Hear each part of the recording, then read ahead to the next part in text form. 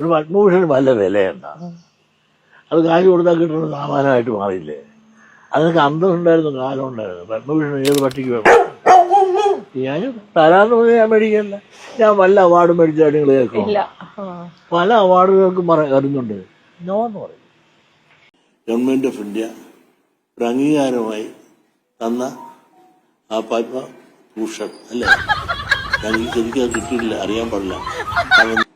അപ്പോൾ നൽകി, സന്തോഷമുണ്ട്. ഏത് പട്ടിക്ക് വേണം? ഞാൻ തരാന്ന് പറഞ്ഞാൽ ഞാൻ മേടിക്കല്ല. ഇങ്ങനെ ഒരു എണ്ണം ഉണ്ടെന്നോ ഇങ്ങനെ മൂവ്മെന്റ് ഉണ്ടെന്നോ സത്യമായിട്ടും ഗുരുനാമത്തിൽ എനിക്കറിയില്ല.